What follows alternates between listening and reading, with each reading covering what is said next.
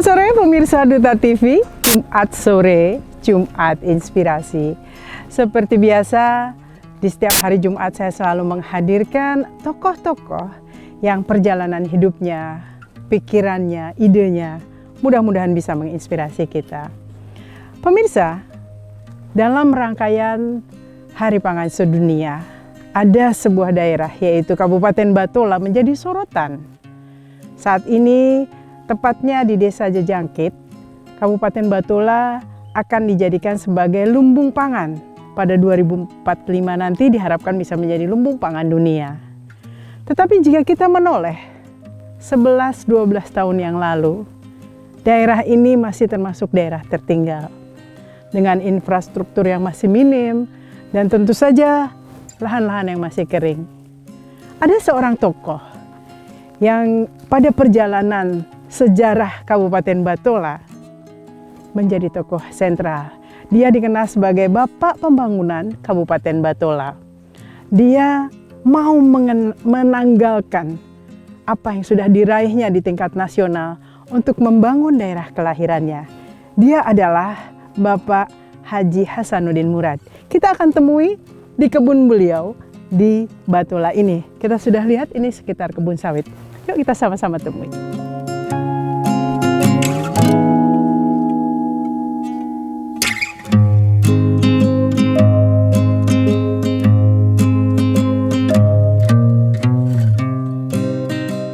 Assalamualaikum. Waalaikumsalam. Selamat sore, Pak. Sore. Sehat, Pak? Alhamdulillah. Wah, Bapak, ini sawitnya ini memang hasil dari sini ya, Pak? Ya, perkebunan di sini ya? Iya, hasil di sini gitu. Ini daerah apa namanya, Pak? Di sini namanya itu Pal 2 ya. Oh, Pal 2. Talaran. Ya, memang penghasil atau ditanami sawit kah atau ada yang lainnya juga di daerah sini? Ya, di samping sawit juga ada juga ditanam jeruk. Ada karet gitu. Ini pemirsa sepanjang mata memandang, ini adalah perkebunan. Pak, kalau kita flashback ya, tadi saya juga sudah infokan ke pemirsa Duta TV 10 atau 11 tahun yang lalu. Kalau kita mau ke sini, Pak, harus naik ferry. Tadi jalannya sudah enak, mau ke daerah perkebunan juga sekarang kebunnya tambah luas.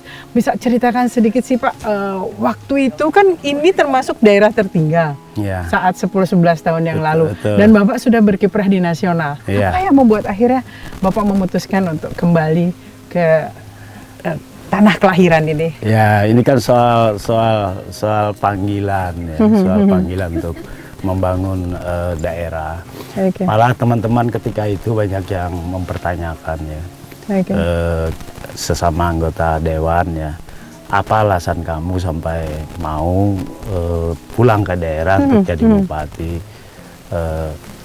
Dia cerita artinya tentang fasilitas sebagai pejabat negara DPR seperti ini. Jauh ya, Pak? Ya, jauh, artinya nyaman kamu sudah berkiprah ya? nasional dan lain sebagainya. Untuk apa kamu pulang ke daerah? Saya bilang, saya ingin bangun daerah. Kalau itu saya setuju katanya. Itu teman ketika waktu di komisi gitu. Dari hati ke hati ngobrol, kok kenapa kamu harus pulang ke daerah? Kan sudah di sini berkiprah di nasional. Alasannya apa gitu. Ini kan sudah dia beri gambaran. Saya bilang saya ingin bangun daerah pulang. Kalau itu saya setuju. Apa yang Bapak lihat saat itu pada tahun itu tentang kondisi di Kabupaten Batola ini? Ya, kebetulan saya di Komisi Infrastruktur.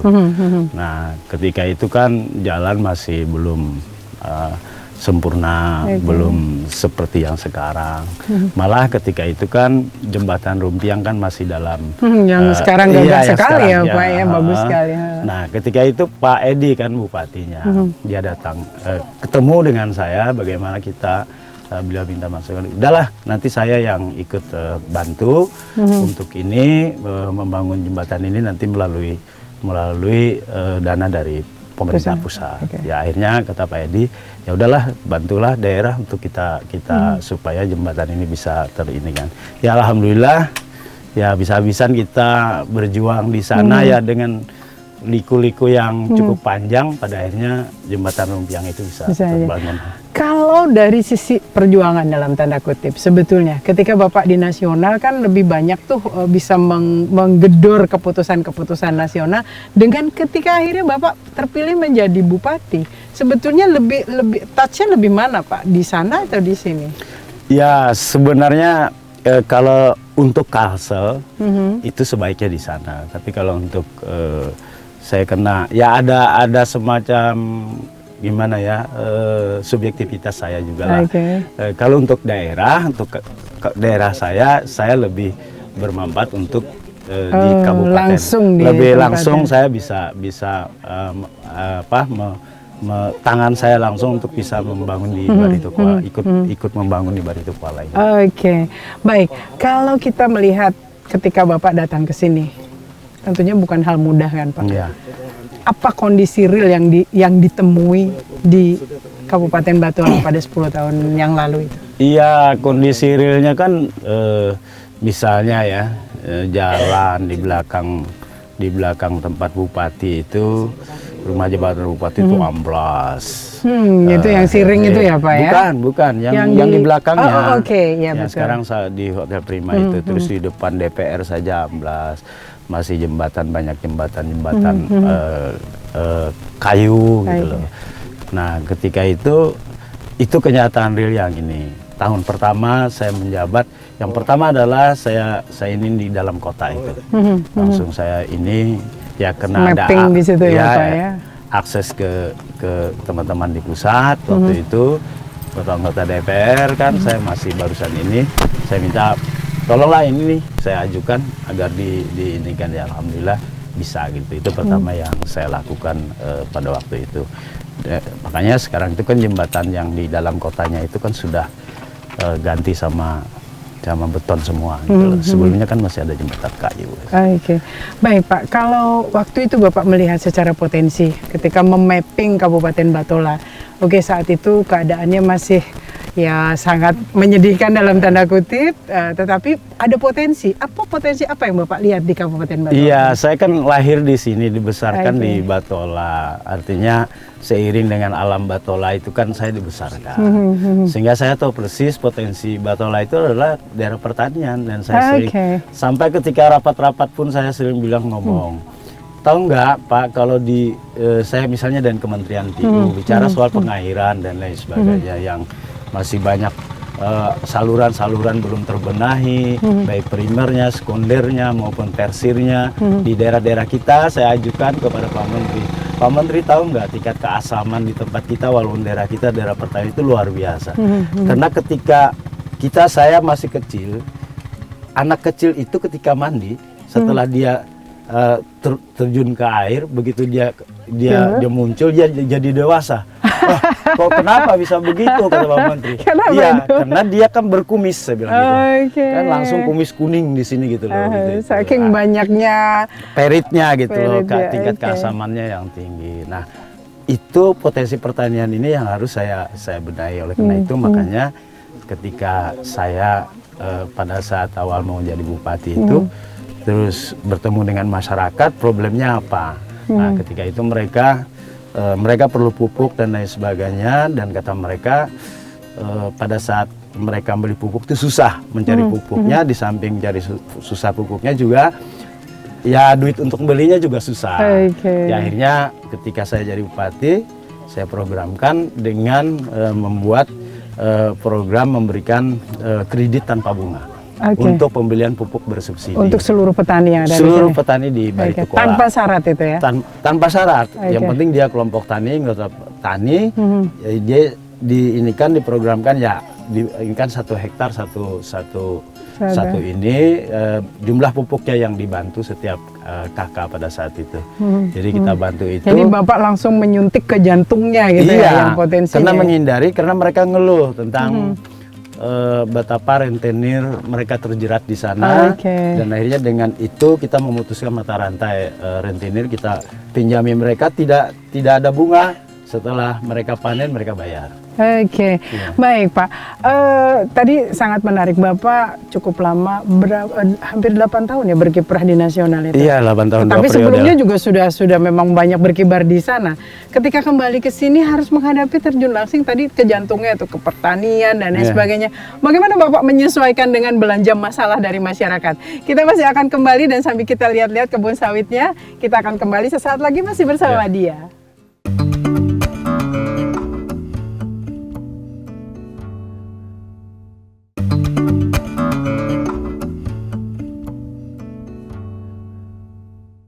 Jadi bagaimana itu Pak menyesuaikannya itu loh, orang terbiasa di ibu kota, lalu Bapak harus mendatangi bukan konstituen ya, itu masyarakat di daerah yang Bapak harus bicara soal pertanian dan lain sebagainya. Bagaimana Bapak menyesuaikan itu? Saya ini kan asli anak petani, jadi saya sudah terbiasa. Tidak aneh sebenarnya. Tidak aneh, saya sudah terbiasa tidur di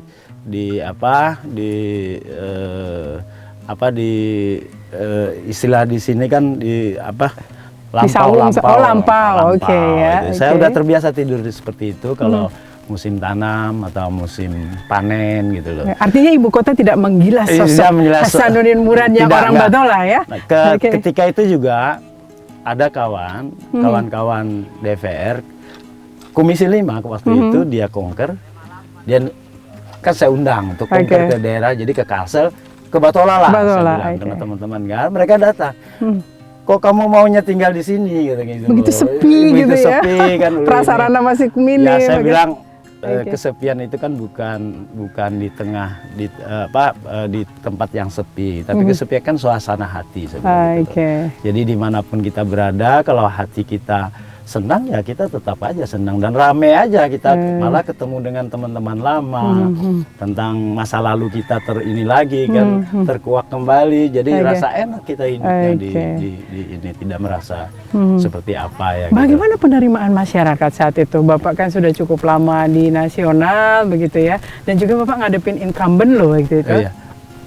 Saya kan terus sering berkomunikasi juga karena saya aktif di Golkar, saya sering ikut kalau kampanye Golkar ketika itu, walaupun saya belum DPR kan, belum ikut calon, masih kader-kader di bawah. Artinya saya sudah terbiasa komunikasi, ketemu mereka di mana-mana gitu loh. Nah, setelah saya anggota DPR RI, setiap saya reses, saya sempatkan untuk datang ke Barito Kuala, ketemu dengan masyarakat. Jadi saya tidak ini lagi, reses itu saya manfaatkan betul-betul untuk ketemu dengan masyarakat. 5 tahun pertama ketika Bapak menjabat, apa yang menjadi prioritas dan apa yang telah Bapak capai? Ya, prioritas saya tadi pertanian itu ya. Pertanian tadi dengan memutuskan mata rantai rentenir, kemudian ya alhamdulillah dengan itu saya dapat penghargaan juga karena hasil panen meningkat gitu loh, lebih dari 5%, sehingga saya mendapat penghargaan, dan malah penghargaan yang tertinggi ya dari Bapak Presiden gitu loh, dalam bidang pertanian. Ada rejection ya Pak? Bapak kan ngadepin itu tadi rentenir jadi kurang dong penghasilannya gara-gara terobosan Bapak. Ya mereka termasuk yang merasa terganggu dengan saya. Tapi saya tambah semangat karena masyarakat justru ada yang mereka yang datang, Pak, udah jalankan terus sampai 3 tahun Pak, mereka putus itu mata rantai itu katanya. Jalan aja terus, saya bilang banyak aja yang marah-marah ketika sampai aja ke telinga saya di warung-warung, ngobrol mereka itu kan mempengaruhi masyarakat, dalam arti ya mencari hal-hal yang katakanlah agak miring dengan kita gitu. Mencari mengorek-ngorek yang salah ya. Bagi saya itu biasa aja lah, karena mereka ada merasa sesuatu yang hilang dari keberadaan kita gitu. Tapi kan demi untuk kepentingan masyarakat ya kita semuanya akhirnya bisa lancar. 5 tahun kedua ketika akhirnya Bapak memutuskan untuk melanjutkan, apa yang menjadi prioritas dan tahapan apa yang dilakukan lagi untuk meningkatkan posisi Batola? Iya, itu di tahun kedua itulah proses ini berjalan kan, sehingga status posisi Barito Kuala sebagai kabupaten bertinggal itu harus diinikan. Karena salah satunya juga termasuk soal infrastruktur. Akhirnya kita genjot terus infrastruktur, termasuk koordinasi dengan pemerintah pusat yang jalan nasional yang arah ke Batola kita minta kepada mereka supaya diarahkan ke Batola, disambung dengan kita di kabupaten, begitu juga yang di provinsi. Akhirnya koordinasi antar pemerintah pusat, provinsi dan kabupaten, sehingga kan akhirnya infrastrukturnya bisa tersambung. Ya alhamdulillah, Ibu sekarang kalau ke Marabahan nggak ada masalah lagi. Dan, lancar dan Marabahan jadi tujuan bagi pejabat instansi Pertika. Dulu Marabahan itu jangankan instansi Pertika, orang di provinsi aja nggak mau ke Marabahan. Soalnya ribet ya Pak ya? Jauh. Dekat tapi jauh perjalanan. Artinya secara jarak dekat, tetapi karena infrastrukturnya minim, tidak ada saat itu, orang lebih suka ke hulu sungai. Sekarang pilihan orang utama pejabat Pertikal dari pusat, maksudnya misalnya dari kejaksaan, ke pengadilan, polisian dan lain sebagainya yang lain itu. Pertama dulu mereka Banjarmasin, Kabupaten Banjarbaru, Batola.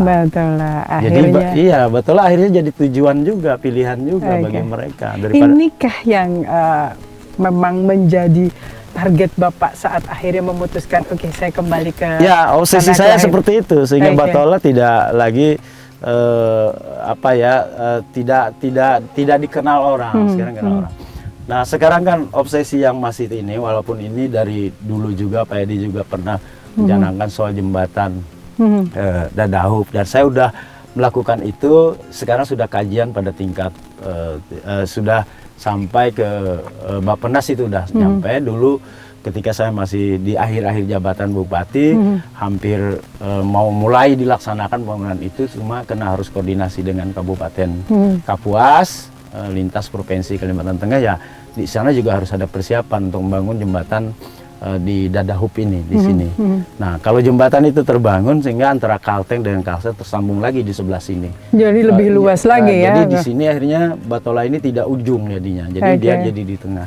Ya mudah-mudahan itu bisa tercapai ke depannya. Ya mudah-mudahan Ibu ini kan pemimpin Batola itu, ya saya bilang itu terus diwacanakan. Kita tidak boleh, meskipun tidak terlaksana, wacana itu tidak apa-apa, tapi dia tidak boleh hilang. Karena itu adalah cita-cita, itulah angan-angan kita, yang mimpi-mimpi kita yang harus kita realisasikan kapanpun terrealisasinya. Jadi goals itu tetap harus dituliskan. Harus ada itu. Bagi saya itu seperti itu. Jadi obsesi itu harus kita terus inikan aja, walaupun mungkin mencapainya itu agak lama, tetapi jangan hilang. Kalau tidak ini terus di setahap demi setahap dilakukan. Seperti itulah. Baik, fokusnya adalah pertanian untuk menjadi hasil unggulan dari Kabupaten Batola ini. Dengan nanti dibukanya Dadahub ke Kalteng juga, mungkin hasil pertanian di sini bisa kemana-mana ya Pak? Dari sana juga hasil pertanian sana bisa ke sini, lewat di sini kan lebih dekat mereka ke sini, ke Banjarmasin, daripada mereka mutar lewat ini.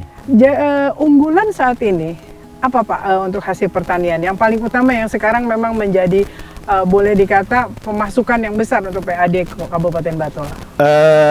Memang dari padi, bukan PAD ya, tapi jadi apa? Penghasilan masyarakat begitu ya? Gitu, masyarakat itu dari padi. Kita kan salah satu lumbung padi di Kalimantan Selatan. Jadi Kalimantan Selatan itu lumbung padi nasional. Nah, kontribusi terbesar Kalimantan Selatan itu sebagai lumbung padi nasional, hasil padinya itu adalah dari Batola. Jadi dari 20–17% dari itu. Sedekat apa sih Bapak dengan masyarakat Bapak itu selama 10 tahun kepemimpinan? Ya insya Allah lah, semua kelompok-kelompok tani mereka pasti kenal dengan saya. Bapak turun langsung juga? Oh iya, saya turun, saya selalu ketemu dengan mereka. Terus setiap pada saat panen raya, pada saat tanam perdana, pada saat penyuluhan penyuluhan lapangan, saya juga ikut hadir, datang berkomunikasi dengan mereka, dan apa problemnya saya ini, sehingga mereka kenal persis. Para petani itu tahu kalau ada acara-acara pertanian di tingkat nasional seperti kayak HPS seperti ini, pertemuan di tingkat nasional, semua petani dari kita berangkat, kita sama-sama berangkat. Jadi menjadi bagian dari mereka bersama dari mereka. Baik, setelah 10 tahun kepemimpinan atau 2 periode kepemimpinan seorang Bapak Hasanuddin Murad lalu dilanjutkan oleh Ibu Nurmiliani yang ternyata beliau adalah istri Bapak. Nah, ketika proses melanjutkan itu kan wah, rumornya macam-macam. Ini yang ingin mempertahankan dinasti dan lain sebagainya. Betul. Apa yang Bapak ingin jelaskan? Sebetulnya apakah prosesnya alami saja kah atau bagaimana? Tapi kita harus tahan dulu. Kita juga akan mampir ke kebun jeruk dulu ya, yang menjadi salah satu unggulan Kabupaten Batola. Yuk kita sama-sama lihat kebun jeruk ya.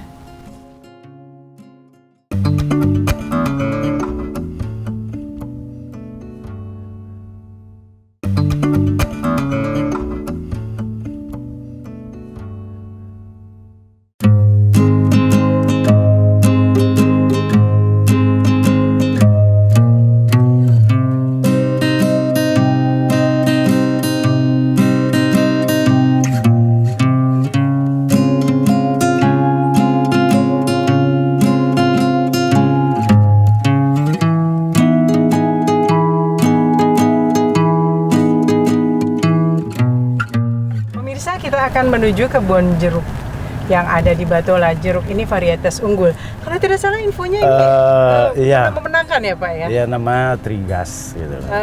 Apa bedanya dengan, kan orang kenal jeruk Pontianak gitu loh. Ini bedanya apa Pak? Ya ada Pontianak, ada Siam Banjar. Ya mungkin kalau saya dari segi varietas ini nggak terlalu hafal juga soal perbedaannya. Tapi yang jelas bahwa Batola ini pernah menjuarai ini ya, Pak? Mendapatkan nomor yang bagus juga ketika itu, karena memang rasa jeruk Batola itu adalah betul-betul rasa jeruk. Artinya rasa jeruk itu kan ada manis, ada asamnya. Jadi kita buktikan ya Pak ya. Jadi kalau cuman manis melulu itu bukan jeruk ya. Bukan jeruk. Jadi jeruk itu harus tetap ada rasa asamnya. Segarnya. Bisa kita buktikan bagaimana rasa jeruknya. Belum coba Pak lah? Iya, silakan.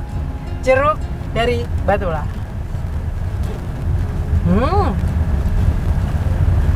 Ini vitamin C beneran ya Pak? Iya, ini langsung segar itu. Ini mau panen lagi Pak ya? Ini lagi panen, ini panen ini. Itu nanti melimpah, kalau belum mereka timbang itu nanti bisa kita lihat anunya. Memetiknya, kita akan memetik. Ini bisa dijadikan agrowisata juga ya Pak ya? Petik jeruk sendiri ada Pak sudah? Belum ya? Mungkin nanti pada suatu saat kita akan lakukan itu. Yuk kita langsung turun ya.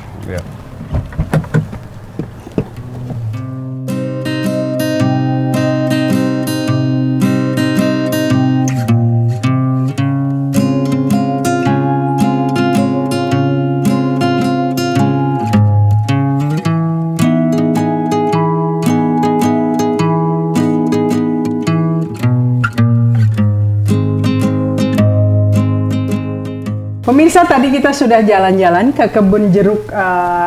Ini jeruk unggulan. Ada jeruk berbagai varietas. Inilah yang juga menjadi setelah padi itu jeruk juga menjadi unggulan untuk pendapatan masyarakat petani di sini Barito Kuala. Pak, tadi jeruknya manis banget Pak. Tadi kita di mobil sudah ngelihat pohonnya juga sudah, di kebunnya juga sudah. Kembali ke pertanyaan, itu ketika Ibu akhirnya mencalonkan diri untuk meneruskan apa yang mungkin sudah Bapak lakukan selama 2 periode, rumornya ramai sekali Pak. Oh, ini mau mempertahankan dinasti dan seperti apa yang terjadi? Ya memang seperti itu. Ini yang isu yang berkembang di kalangan-kalangan tertentu ya. Tapi kan di masyarakat kan berbeda. Masyarakat Batola sendiri. Masyarakat Batola berbeda. Karena dari survei ternyata Ibu itu begitu di dalam survei itu tertinggi gitu hasil surveinya. Artinya beliau ketika jadi ketua tim penggerak PKK ini optimal ya Bu? Iya, karena perannya ketika menjadi ketua tim penggerak PKK ya alhamdulillah sangat optimal sehingga juga membantu saya ketika menjabat jadi bupati. Dan dengan itu Ibu ketika mencalonkan diri menjadi anggota DPRD provinsi, Oke. dia kan meraih suara terbanyak se-Kalimantan Selatan. Oke. Malah akhirnya didaulat menjadi ketua DPR Provinsi Kalimantan Selatan. Nah, itu kan sebenarnya alami saja hasil survei. Dan itulah bagi masyarakat ya, itu cerminan suara cerminan masyarakat. suara masyarakat. Ya, tapi kalau di elit kan macam-macam lah. Artinya bagi mereka yang berbeda dengan kita, jelas dia mengatakan ini mau mempertahankan dinasti dan ada apa sehingga akhirnya harus ibu lagi. Bagi saya prinsipnya begini, bagi saya nggak mengenal istilah dinasti. Kenapa? Karena di dalam sistem pemerintahan yang demokratis itu tidak ada istilah dinasti itu, ya kan? Dinasti itu ada di dalam sistem kerajaan. Oke. Kalau dalam sistem demokrasi kan orang dipilih langsung. Artinya kalau orang tidak suka ya jangan dipilih. Gitu Nggak ya? dipilih, kan itu terserah kepada masyarakat saja.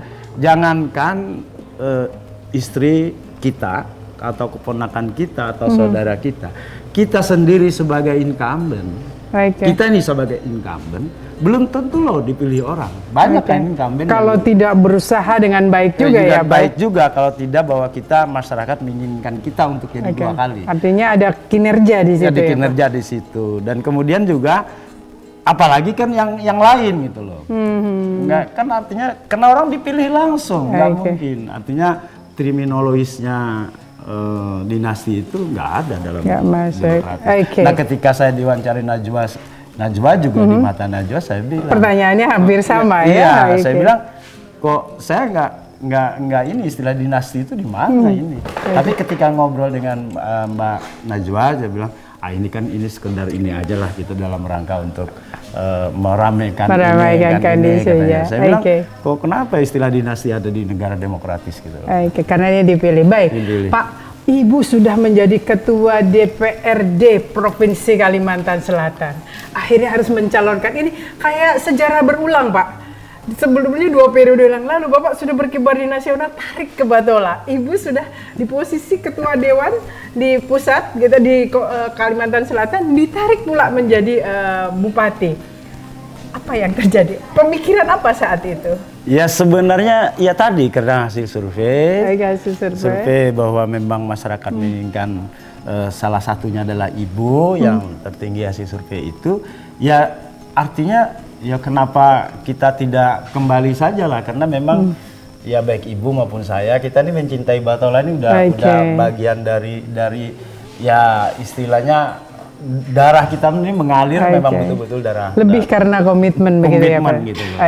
Ya apa sih yang kita cari juga atau orang macam-macam lah istilahnya. Ya saya ini bagi saya apa sih yang saya cari gitu loh. Nggak ada juga kan, saya punya anak 1, nggak ini ngapain juga gitu loh.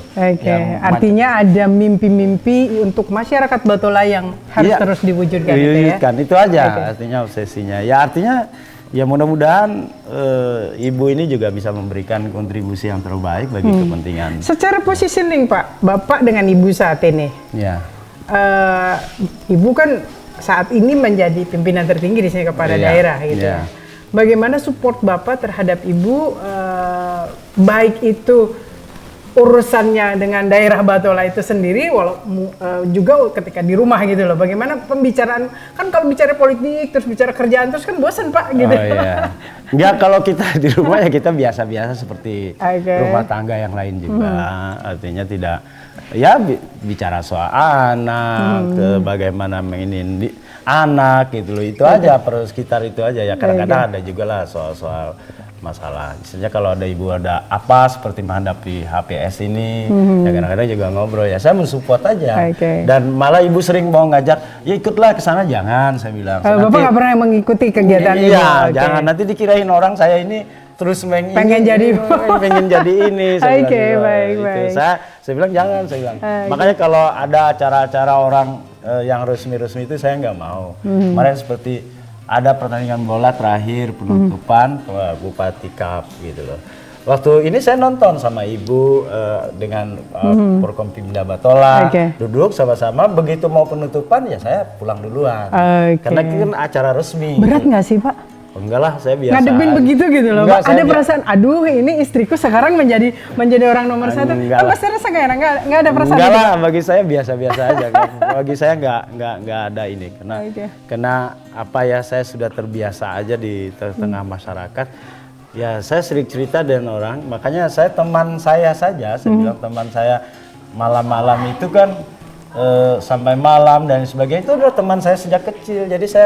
Jadi kalau di rumah itu teman saya yang saya kecil dulu lagi saya sama-sama kecil. Jadi silaturahim ke Silaturahim rumah. terus gitu loh Oke. kita. Jadi saya biasa aja, nggak ada lagi rasa apa. Oke, Pak, kenapa Bapak bisa selegowo itu? Tidak semua pria loh pemirsa yang bisa seperti ini. Ada kadang ego-egonya pria kan Pak. Wah Iya. ini, tapi Bapak memberikan dorongan yang luar biasa. Saya pernah mewawancara Ibu juga. Ibu bilang bahwa spiritnya beliau akhirnya terjun ke dunia politik dan dunia pemerintahan adalah karena Bapak. Kenapa Iya. begitu Pak? Iya, Biasanya cowok-cowok ibu tuh ini, malah ego. pernah marah dengan saya. Marah karena dia jadi ketua DPR. Oh, oke. Karena dianggap seakan-akan saya merekayasa ibu tuh jadi ketua DPR gitu loh. Akhirnya saya ini menuntun ibu mau jadi Mendorong apa. begitu ya? Gitu loh. Saya bilang enggak lah. Ketua DPR itu hasil dari keputusan rapat partai. Karena kita sebagai pemenang rapat partai ketika itu siapa yang mendapat suara terbanyak dan kalau kita menang kan mendapat ketua DPR. Nah itu orangnya akan jadi ketua DPR. Itu mekanisme biasa Mekanisme berarti? yang ada di partai saya Oke. bilang. Dan waktu itu almarhum Ayanda Haji Abdul Samad Sulaiman kan mengatakan seperti itu karena beliau tidak mencalon ya sudah siapa suara terbanyak nanti itu yang kita ini kan untuk jadi ketua. Dan itu kan keputusan partai bukan siapa-siapa yang merekayasa. Dan ketika itu ibu kan ya jadi ketua DPR, dari ketua PKK jadi ketua DPR agak kaget juga kan. Semua kebetulan berbarengan ya. Jadi seakan-akan seperti kita. Ya mungkin ada stresnya juga sempat ini, tapi saya support terus. Ini ya akhirnya dia terbiasa. Saya bilang jalani aja, semua tuh jalani aja. Sampai saya ketika itu saya ambil ini ketika Pupung, ingat nggak Pupung mimpin MPR? Oke, yang ketok palu yang ketok palu itu. Kamu mimpinnya gitu aja, kalau ini ketok aja, saya bilang. Rekamannya saya ambil di DPR sana. Saya suruh staf saya dulu ketika di DPR, saya minta rekaman itu. Saya bawa, sekali lagi Ibu putar itu, coba kamu lihat. Ini, ya udah. Bagaimana mengendalikan situasi yang tidak. Masa bodoh aja lah ini dibilang, saya bilang gitu, nggak usah dipikirkan ini. Nanti akhirnya kamu akan terbiasa. Akhirnya Ibu jadi apa ya? Begitu sudah 6 bulan berjalan, dia merasakan sudah bisa enjoy dengan suasana itu dan familiar sekali dengan sesama pimpinan, dengan anggota dan lain sebagainya. Jadi sudah terbiasa. Oke, dan kita tahu bahwa kalau orang sering mengistilahkan di balik sosok pria yang sukses ada tentunya istri yang luar biasa. Ini juga kebalikan, di balik seorang ibu yang sukses, Ibu Nur Milani juga ada sosok guru politiknya yang ada di sebelah saya ini. Pak, saya mau nanya Pak, apa sih arti politik? Kayaknya Bapak ini kalau kita buka bukunya itu sudah malang melintang di dalam dunia perpolitikan. Tapi sebelum itu saya ingin lihat ini gudang ini itu biasanya seperti apa sih Pak prosesnya dari jeruk-jeruk ini? Oh enggak, di sini gudang kan tempat pupuk. Oh ini juga pupuknya ya? Tempat inian sementara ini kan sebelum dijual. Oke. Ini kan nanti datang pembelinya kan. Oh pembeli yang langsung datang itu Pak? Datang ke sini pembelinya, dijual langsung. Dan ini dibawa termasuk ke Banjarmasin ya? Ke Banjarmasin sampai ke Kota Baru, kemana-mana gitu. Jeruk dari sini ya? Ya. Oke, baik kembali tadi ke masalah politik. Kalau buka bukunya seorang Bapak Hasanuddin Murad ini dari mulai sebelum jadi anggota Dewan kan memang kayaknya sudah enjoy sekali dengan dunia politik. Mengapa Pak? Awalnya apa titik awal Bapak akhirnya terjun ke dunia politik? Ya memang mungkin ya talentanya di situ gitu. Saya kan sejak kecil itu memang udah terbiasa gitu loh. Ya katakanlah ketika remaja gitu loh. Saya ketika SMA, aktivis begitu ya Pak? SMA saya pernah jadi ketua perwakilan siswa gitu. Ya kan? Terus ketika jadi mahasiswa, saya jadi ketua BPM. Ketika masih SMA dan lain sebagainya, di masyarakat juga saya di Karang Taruna, gitu loh. Jadi pernah di Karang. Jadi terbiasa dengan seperti itu ya akhirnya ya kebiasaan berorganisasi dan pada akhirnya ya seperti itu. Tadi kan saya juga sempat mengajar jadi dosen dan sebagainya. Tapi akhirnya saya minta berapa kali disuruh sekolah, tapi karena saya aktif terus di KNPI, di organisasi-organisasi kemasyarakatan di provinsi, pada akhirnya saya memutuskan untuk karena oleh Golkar pada saat itu saya dicalonkan jadi anggota DPR RI, ya saya mohon diri waktu itu untuk cuti besar kepada pada dosen, pada dekan saya pada saat itu, dan diizinkan. Setelah itu saya berhenti dengan hormat sebagai dosen. Dosen ya, oke. Akhirnya berkiprah di politik. Bapak backgroundnya kan sarjana hukum kalau tidak salah. Ya, saya sarjana hukum itu tata negara. Tata gitu. negara. Jadi memang kan tidak sesuai saja ya. Ya, tidak ini memang bagian. Ya artinya sesuai dengan ilmu saya lah. Oke, mengimplementasikannya betul-betul sesuai. Iya. Oke, baik. Kita masih akan ngobrol lagi dengan Pak Hasanuddin Murad. Pak, tapi saya izin mau ninjau. Kan ini salah satunya tadi sawit sudah, jeruk sudah. Ada karet lagi ada ya karet, Pak ya? Boleh, Kita lihat kebun karet ya di Kabupaten Batola ini yang juga menjadi salah satu pendapatan masyarakat ya petani di Kabupaten Batola. Yuk.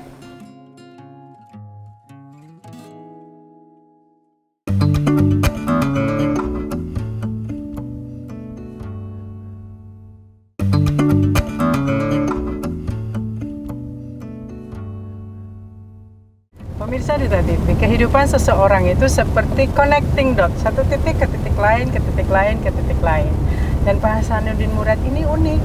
Beliau tadi dari anggota dewan di tingkat nasional, terpanggil untuk membangun Batola. Lalu setelah 2 periode dan insya Allah sih hasilnya terlihat ya Pak ya. Nah ini dengar-dengar mencalonkan kembali Pak, tapi untuk DPRD Kalsel. Dapat rumor-rumor lagi nggak Pak? Oh iyalah, pastilah ada rumor juga. Kenapa jadi tambah turun katanya gitu, gimana Pak? Enggak, ini kan soal apa ya? Partai juga minta supaya saya tetap menjalankan diri. Tadinya memang saya disuruh untuk DPR RI gitu loh. Saya bilang ya udahlah, saya nggak ini, biar aja lah saya di daerah aja lah. Kalau memang saya masih diperlukan gitu loh. Bagi saya tidak dicalonkan juga nggak apa-apa, mau dicalonkan ya silahkan. Kalau untuk kepentingan partai masih menganggap saya punya potensi gitu loh. Dapilnya mana Pak? Dapilnya dapil Barito Kuala gitu ya. Kenapa sih kok nggak ada rasa, ya tadi orang juga pasti rumornya macam-macam, dari Bapak sendiri nggak ada rasa gengsi, sudahlah gitu loh kan? Enggak lah, karena ini kan soal pengabdian gitu loh. Makanya saya bilang saya tadi kan mau di PDRI, udah proses dan udah lolos. Ternyata itu. Nggak boleh ya Pak ya? 2 yang langsung lolos itu kan 5 ya yang langsung lolos itu kan termasuk saya. Yang setelah ya, ini warganya banyak di sini ya Pak ya. Lolos, tapi saya waktu itu ya sudah, karena oleh partai di ini ngomong minta supaya udahlah harus tetap berkiprah di ini aja lah, di partai saja. Jadi kalau begitu malah saya mau disuruh ya tadi mau di DPR RI silakan saja, mau ini ya saya bilang disuruh diminta memilih begitu ya biar aja lah saya di provinsi aja. Karena ada target nggak Pak, apa yang akan dilakukan jika insya Allah masyarakat memberikan pilihannya untuk Bapak? Tapi kita nanti turun dulu ya, kita meninjau kebun karetnya. Pemirsa Duta TV, kita sudah di kebun karet ya Pak ya. Ini juga salah satu unggulan untuk petani-petani di Kabupaten Batola. Dan Pak, tadi kembali ke pertanyaan tadi kita di perjalanan, setelah jika misalkan masyarakat akhirnya memang mempercayakan suaranya kepada Bapak untuk menjadi anggota DPRD Kalsel, Bapak yang sudah terbiasa hidupnya di dalam goals, di dalam titik-titik target, apa yang ingin Bapak lakukan untuk masyarakat Batola dan Kalimantan Selatan? Iya, tentu untuk masyarakat Batola saya akan berjuang, tetap punya komitmen gitu loh, agar bagaimana pertanian di Barito Kuala ya artinya tambah maju. Dengan saya di sana barangkali bahwa provinsi akan lebih membackup lagi di tingkat provinsi. Itu untuk Barito Kuala ya, termasuk infrastrukturnya.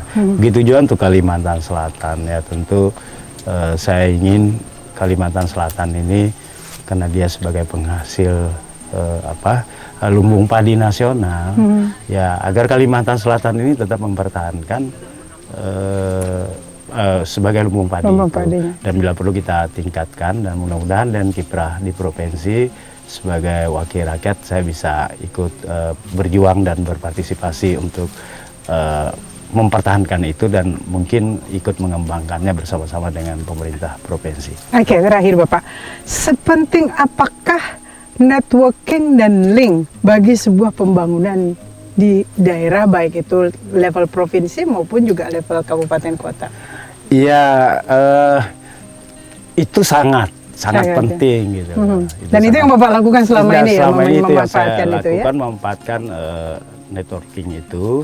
Karena dengan networking itu, dengan melalui pertemanan dan ini, kita itu ya namanya juga networking ya, kita mudah gitu loh untuk ini. Karena kalau menunggu aja belum tentu ya Pak? Belum tentu. Okay. Dengan begitu ya kita, ya akhirnya mereka tahu dengan kita, mereka tahu juga bagaimana tentang kita, obsesi kita, sehingga dia, oh ini orang mau mainkan obsesinya seperti ini ya, mereka juga akan ikut mensupport kita gitu loh, teman-teman. Itu pasti seperti itu. Baik, Pak, ini sangat menarik. Terima kasih sudah diajak keliling-keliling kepada titik-titik potensi di Barito Kuala. Kami berharap pada pencalonannya bisa berhasil ya Pak ya. Amin. Masyarakat Batola ya, bisa menentukan pilihannya dan mudah-mudahan goals yang sudah Bapak impikan untuk membantu lebih ditingkatkan lagi Kabupaten Batola bisa tercapai ya Pak ya. Amin. Oke, pesannya Pak, satu poin saja, mungkin entah itu untuk generasi muda ataupun juga masyarakat Kalimantan Selatan dan khususnya Batola. Silakan Pak, 1 menit Pak.